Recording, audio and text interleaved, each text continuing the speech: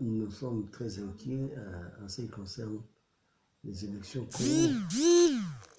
C'est la raison pour laquelle nous essaierons quand même d'expliquer aux Congolais ce soir pourquoi notre inquiétude et pourquoi ça vaut la peine d'expliquer aux Congolais. D'ailleurs, je vous dis bonsoir, ça fait un tout petit peu un moment qu'on ne se voit pas sur les réseaux, les réseaux Internet, de nos médias, donc sur Google. Et là, je pense que mes amis qui vont nous suivre ce soir seront presque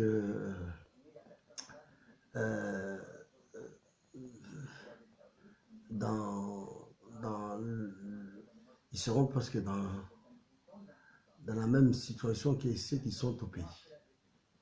Parce que vous voyez, bien aimé, le Congo, c'est un pays qui est occupé. On ne va pas se cacher ou se voiler la face. Il faut que les choses soient dites comme il faut et ne pas faire l'hypocrisie, ni faire ce que l'Autriche fait. Donc, mettre la tête sous les boisseaux ou bien sous la terre pour dire que non, on ne voit pas les choses qui se passent au pays.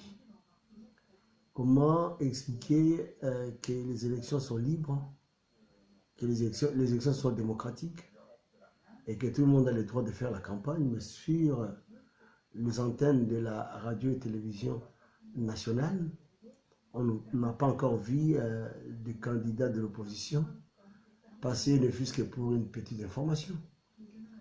On n'a pas vu un seul candidat, ni Félix ni Fayoulou, passer sur les antennes de la télévision congolaise qui est la télévision nationale.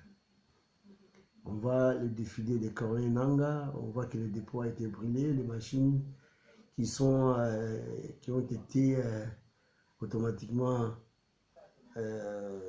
envoyées en province. Ces machines seront récupérées pour essayer d'être distribuées à Kinshasa. Alors qu'il n'y a pas longtemps qu'ils nous disaient qu'ils avaient la réserve de machines, afin que si les machines tombaient en panne, tout pouvait peut-être permettre de remplacer ces machines. Et là, nous voyons sur le fait que les machines qui étaient soi-disant dans la réserve, qui faisaient partie de la réserve, au cas où une ou deux machines tombaient en panne, ou quelques machines tombaient en panne, on devrait utiliser ces machines. Mais il paraît que ces machines seront rapatriées à Kinshasa et en même temps, elles seront redistribuées sur la ville de Kinshasa. Donc nous avons compris que rien n'a été fait dans le sens de ce qui a été annoncé. C'était qu'il fallait tromper comme d'habitude, tromper les Congolais et finir par une élection chaotique et essayer de passer à la deuxième étape qui est l'étape de la balkanisation par la guerre civile. C'est pourquoi les troupes qui ont été les troupes qui sont à Kinshasa, des troupes de mercenaires, des soldats qui sont éparpillés de par le Congo et des munitions, tout comme des troupes rebelles, ont été tous alimentés, remis en forme, donc équipés par M. Kabila pour essayer de plonger le pays dans les chaos, comme d'ailleurs tout le monde disait dans la FCC. Et bientôt, les Congolais, ils auront encore besoin de M. Kabila. C'est vraiment regrettable que les choses se passent comme ça au pays. Mais nous pensons que les stratégies seront mises en place pour essayer de se battre et de mettre ces brigands et son groupe hors d'état de nuire de notre pays.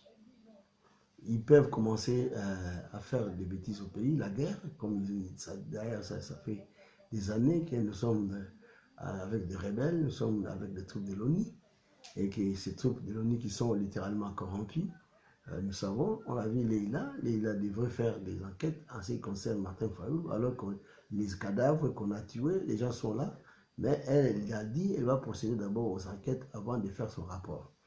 D'ailleurs, il y a des multiples rapports qui n'ont jamais été divulgués, et d'ailleurs, les multiples rapports qui ont été faits par l'ONU ont été cachés, et ils cachent la vérité.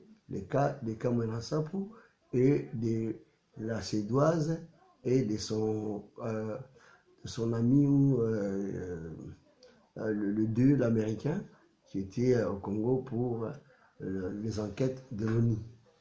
Donc tout le monde sait déjà que ce pays se trouve dans une situation d'impasse politique, d'impasse économique, sur tous les plans parce que le pays est occupé.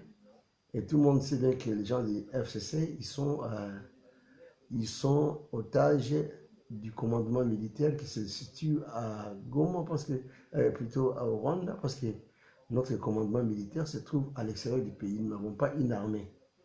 Mais ce soir, nous allons fortifier un peu nos cadres de l'armée et puis tous les militaires qui sont au Congo. Nous savons leur situation, nous savons aussi la situation des cadres de l'FCC. Ce sont des politiciens qu'on a pris en otage pour essayer de les mettre sous les pieds de M. Kabila. Ils ont été corrompus, ils ont été enrôlés de force dans le FCC pour éviter des discordances dans leurs lignes, dans leurs rangs. Et d'autres ont été envoyés du côté de Félix, et tout comme du côté de Fayoulou, pour essayer un peu de contrôler l'opposition. Et tout ça, nous sommes au courant. Mais cela ne va pas enlever notre détermination. Un peuple qui est déterminé. Nous sommes déterminés à chasser ces gens-là. Nous finirons par les chasser, comme on a toujours dit. Toi, Kabila, tu seras pourchassé et nous allons t'arrêter et te présenter devant la justice congolaise. Tu verras, on t'avait dit que tu ne seras pas candidat. Tu ne l'es pas, effectivement. Mais ça ne va pas s'arrêter là. La traque ne s'arrête pas là. Nous allons te traquer, toi. Nous n'avons pas de problème avec nos frères qui sont tes conseillers, qui travaillent autour de toi, parce que nous savons qu'ils sont pris en otage par le commandement militaire qui est à Rwanda et par les empoisonnements, par l'épée de Damoclès qui est sur leur tête. Ça, nous savons. Mais nous finirons par libérer les Congos et nos frères, parce que notre détermination reste intacte. Alors si les gens ne nous voient pas, sur les médias, ce n'est pas qu'on est parti comme ça pour aller se reposer, ce n'est pas encore le temps de repos, on n'est pas encore sorti de l'auberge, comment est-ce qu'on peut se reposer? On continue à travailler en coulisses, et je pense que d'ici là, vous aurez certaines choses, du moins tout à fait claires, pouvant vous permettre de vous situer avant le 23. Merci pour tous les Congolais qui vont nous suivre ce soir. Je suis au regret de constater que vraiment les choses se passent très, très mal au Congo.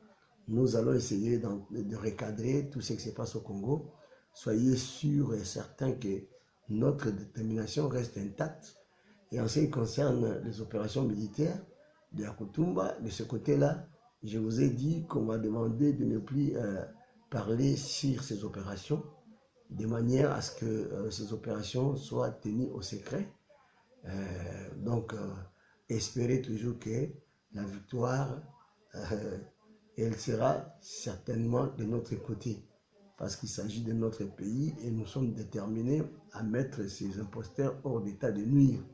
Comme disait la télévision Tchangou, cet homme venant d'ailleurs dont nous n'avons pas connu donc, ni ses origines, ni son père, ni sa mère, cet homme qui est tout à fait caché, qui vit donc dans l'hypocrisie. Nous allons l'arrêter, c'est un criminel, il a beaucoup tué, nous allons l'arrêter et le présenter devant la justice. Alors, chers compatriotes, fortifiez-vous dans le Seigneur, que le Seigneur Jésus-Christ vous bénisse tous.